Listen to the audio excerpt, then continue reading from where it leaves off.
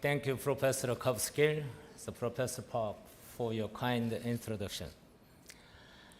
Good evening, distinguished guests and esteemed members of the Academy of International Business. I would like to extend a special thanks to the professors who led this wonderful event with much dedication.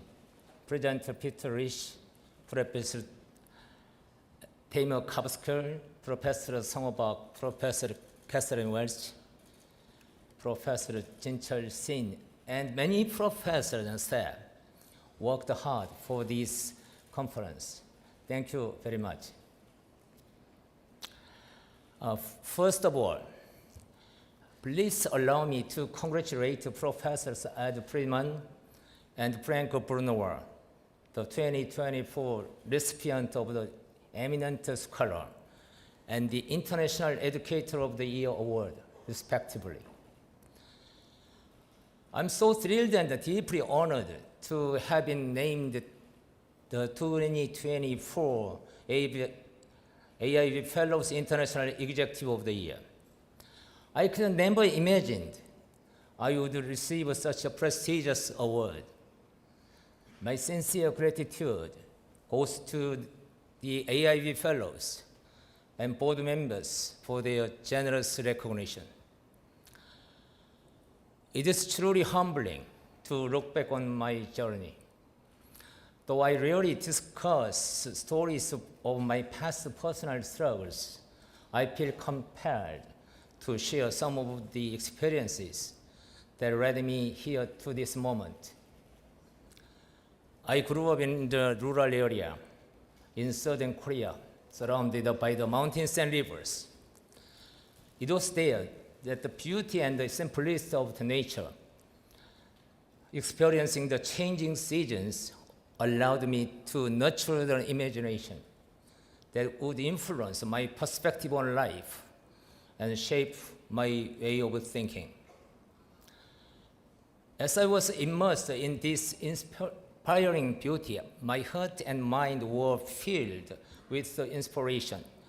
I would oftentimes walk the empty countryside roads and think to myself, I want to play a leading role in this path of life.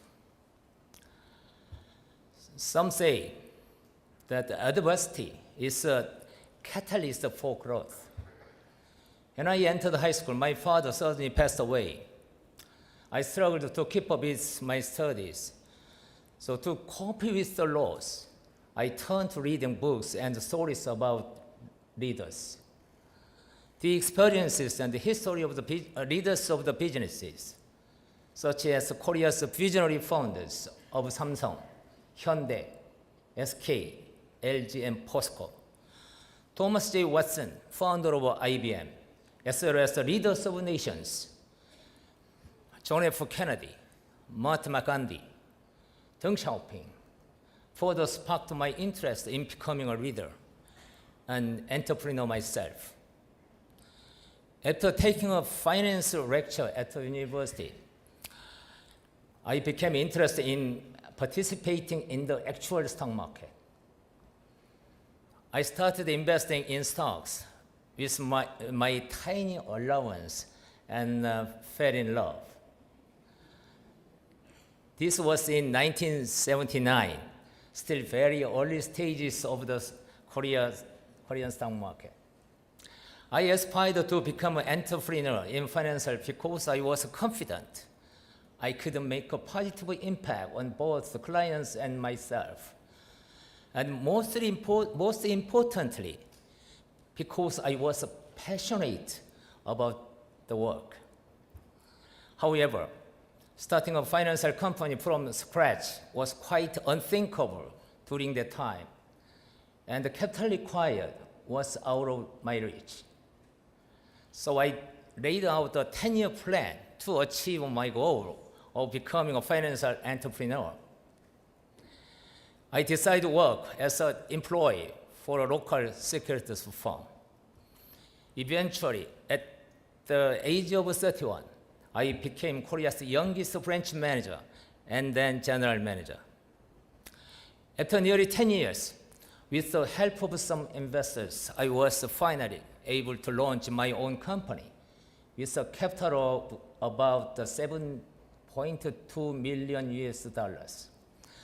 Back then in Korea, it was extremely rare for a mere salaried employee to establish their own company, let alone in financial services. Needless to say, it was a very challenging journey. In 1997, the Asian financial crisis hit Korea hard. Just as I had launched Mirae as the first business in venture capital, I was truly shocked by its impact because I believed Korea was well positioned with its competitive manufacturing industry. It was surreal to witness the economy crashing and the stock market plummeting to such lows. But I had conviction that the Korea economy would recover. I worked to turn the crisis into bigger opportunities and maintain a contrarian view as an investor. The aftermath of the 1997 financial crisis led to new asset management licenses being granted and an opportunity to take advantage of low stock market valuations. So I launched Korea's very first equity mutual fund. The fund was immensely successful, and our tagline appealed to the investors: believe in what you can see. We are not just selling them products, but great valuations with transparency.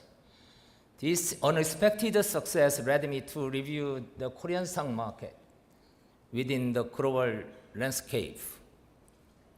3 years after Mirae was established, I went abroad to learn English and enrolled in an introductory English language class in Berkeley, California. I was in my 40s. Felt awkward and out of place as the oldest student. I was the oldest student among teenagers, you can imagine. However, I decided myself to study at least 10 hours each day because my goal was to progress my career from a fund manager to eventually capable CEO. Let me tell you, it's not so easy to learn a brand new language in your 40s. It was a really hardest course. After completing the language school course, I continued to pursue my education abroad and enrolled in the advanced management program at the Harvard University.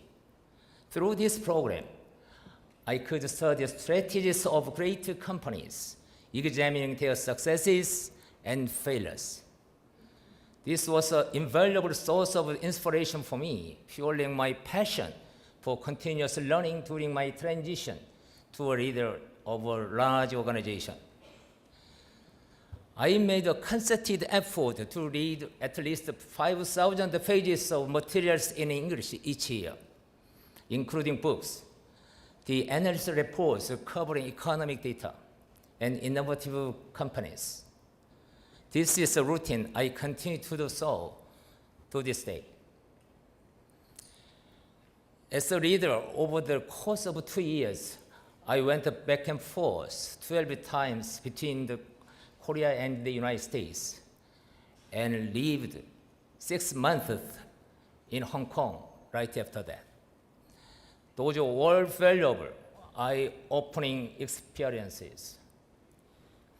I always thought long and hard about how asset diversification in the fund industry could benefit investors. Korea's economic contribution to the world GDP was less than 1%. So focusing on Korea One portfolio seemed a sub-optional strategy for our clients. Reflecting on inspiring global businesses led by adventurous founders in Korea. I found myself pondering, why not in finance?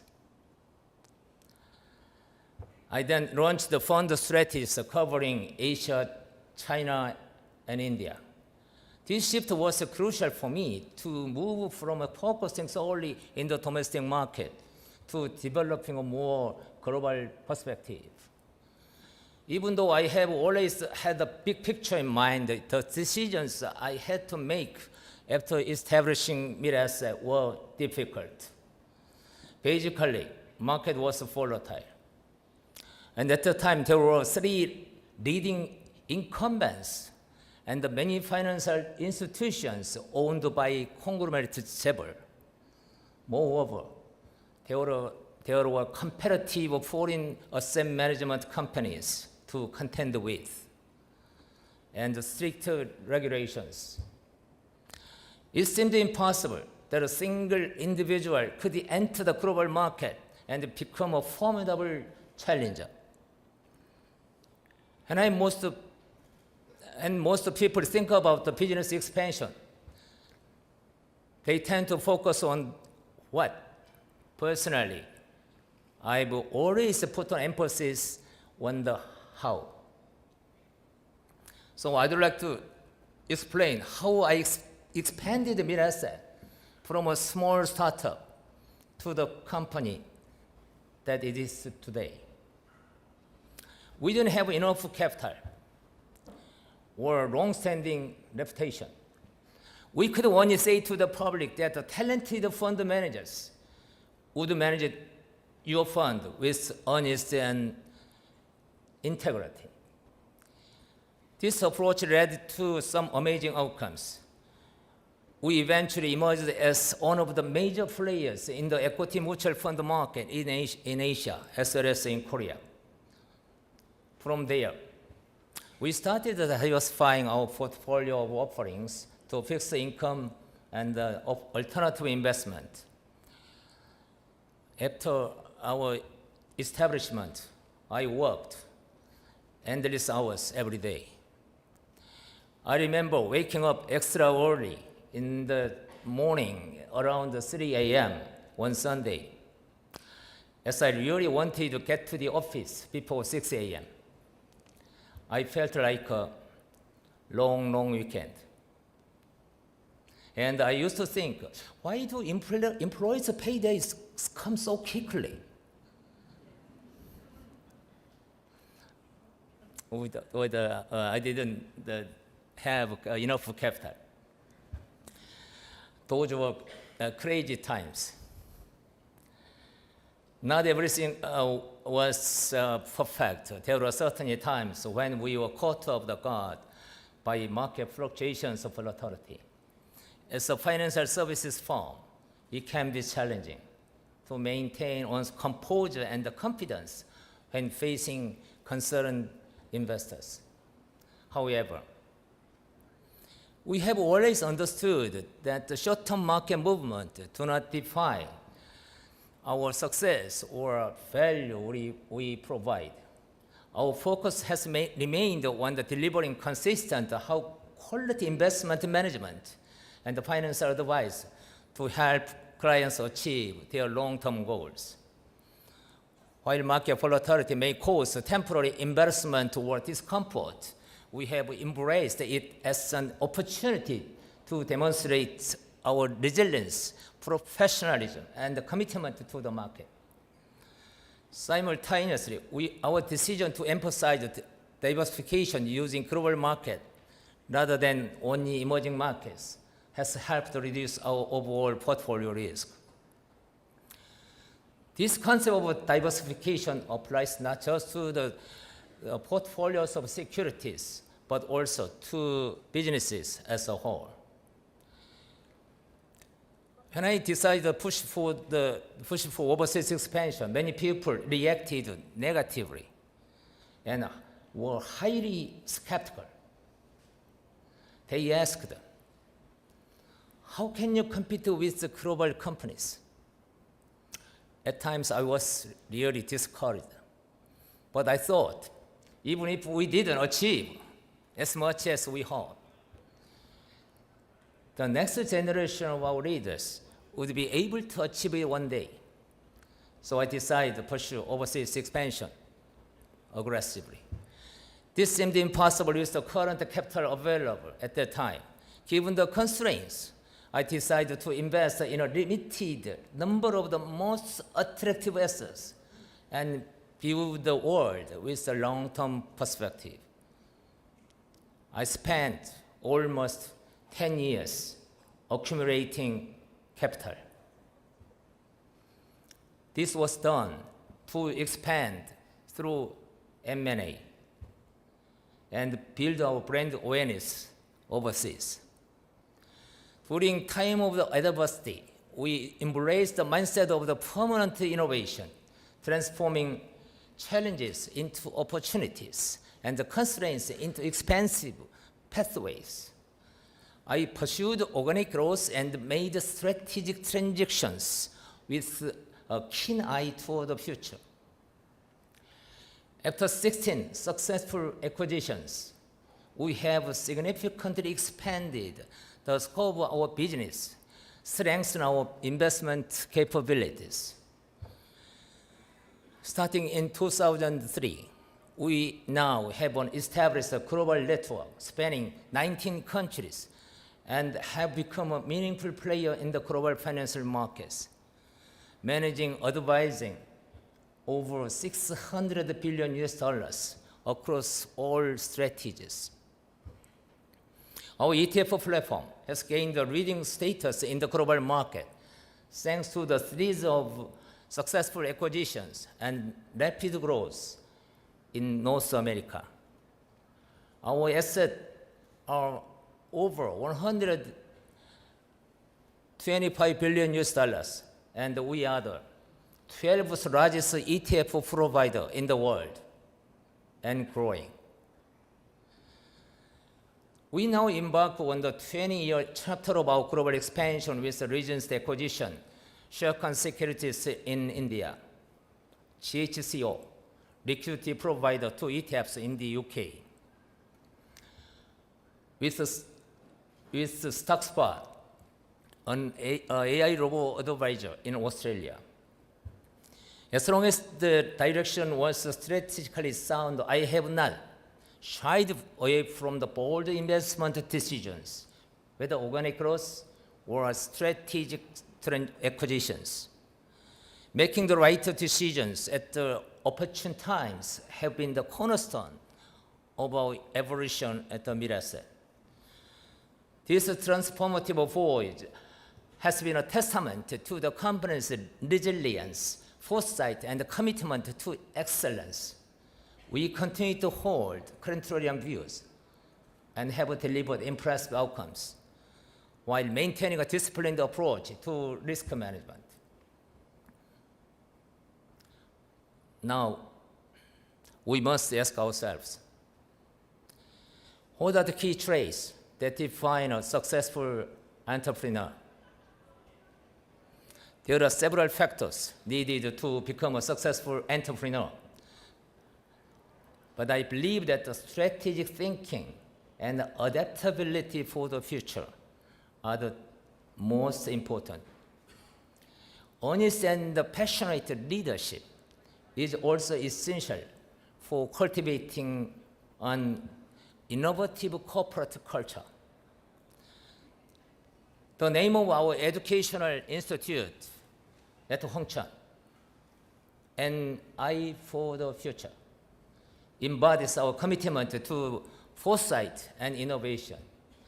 I actively encourage all employees to envision and shape the future. We need to be the unique one rather than the best. Although there will always be challenges, what should the risk management system be based on? Think about that. Although there will always be challenges, I believe that ESG principles can be the starting point for risk management and improve sustainability of all companies. We remain dedicated to integrating its ESG principles as a cornerstone in our decision-making process and the risk management systems since company's founding. Establishing Mirae was the first step toward positively impacting society through job creation and financial wealth generation too.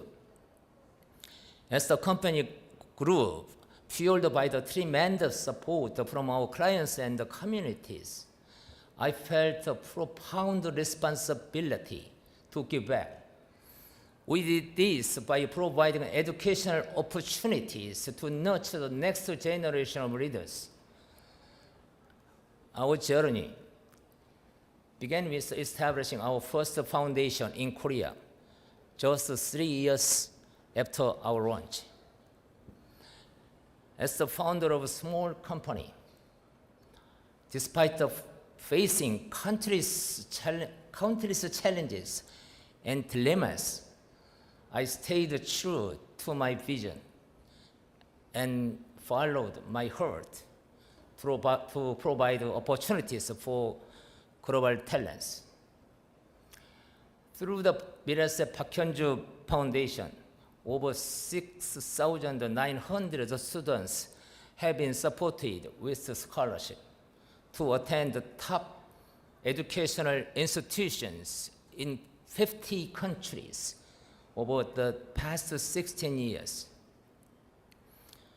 We have recently expanded these efforts by setting up local foundation to empower deserving students in India and Vietnam. The social aspect and the sound governance have been core values driving both as an organization and myself. We strive to uphold sustainable development practices, which we hope may contribute positively to our corporate culture. We are grateful if our efforts inspire the organization, and we continue to learn from and collaborate with peers in any industry. In the world of finance, moments of success and failures are inevitable. However, companies' core values ultimately determine its fate during such pivotal moments. Countless enterprises have failed by losing sight of these fundamental principles.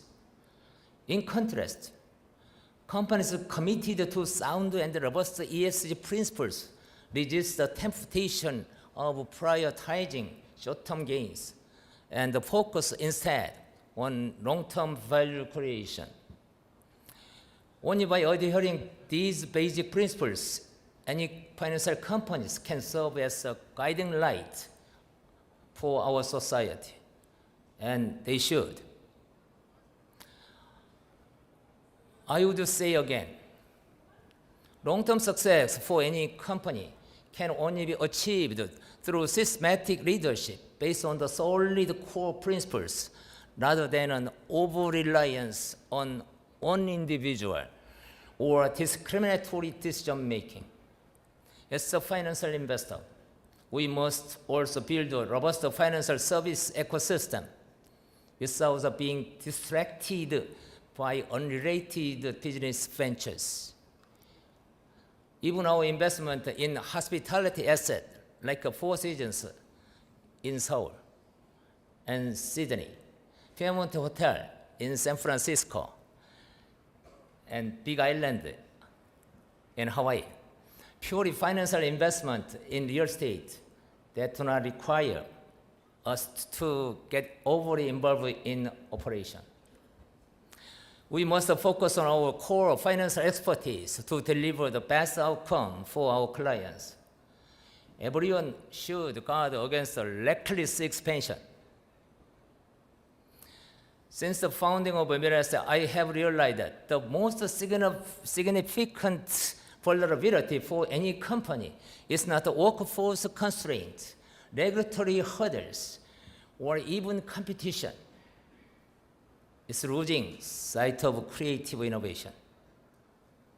I feel deeply frustrated when our organization becomes stagnant, so I constantly strive to find the next innovative step forward. As I look ahead to the future of finance, identifying and effectively capitalizing on the next big thing could prove to be a major disruptive driving force for innovation.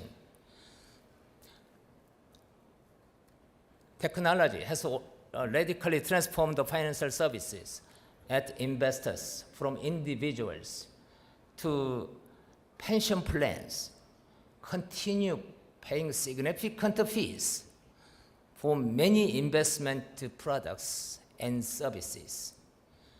This is why we need to continuously explore new ways of delivering great value to our client and society. We have to do.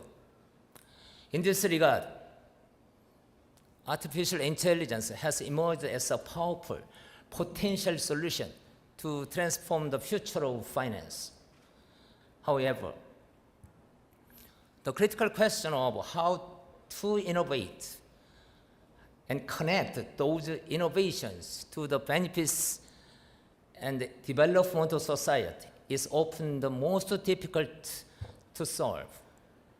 If you focus too narrowly on AI itself and business growth, we might risk missing the bigger picture. We should embrace a holistic view, connecting dots and the lines and the planets to illuminate the complete picture. With this in mind, much of our work will roll out globally over the coming years. Our goal is to implement an intelligent organization worldwide AI platform, while at the same time being committed to ensuring transparent and responsible adoption of this powerful technology.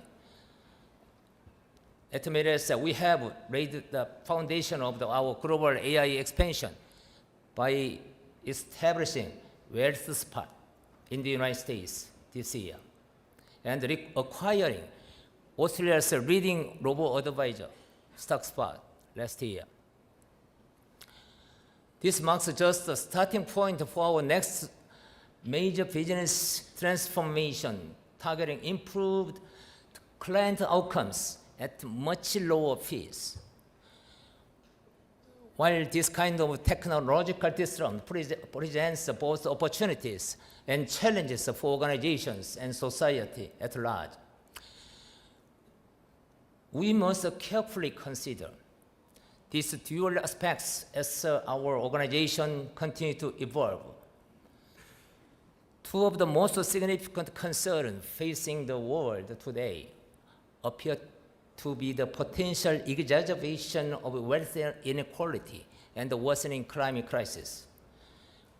We have a responsibility to reflect on our role with the goal of positively impacting both these critical issues. Now, I'd like to wrap up my speech with the following. Our journey has been one of the perseverance and vision and unwavering commitment to doing what is right. As we forge into an era of rapid technological disruption, let us be guided by the timeless values that have brought us this far: honesty, transparency, and always putting our clients and society first. Let's always support entrepreneurship. Let's always strive to be unique. The future belongs to those who can deliver responsible, sustainable entrepreneurship permanently. Success is a journey, not a destination. Once again, I want to express my heartfelt gratitude to the Academy of International Business for making this an unforgettable, memorable experience. Your dedication and contribution have made a significant impact on making the world a better place. I'm proud to be part of this great organization. I will continue to carry on your legacy and mission. I would also like to share this honor with my mother, who always inspired me, allowed me to dream big, and taught me honesty. And my loving family, who watched over me, and Mirae's clients, and colleagues who brought me to this position. I wish everyone an amazing and rewarding experience during visit to Korea. Thank you very much.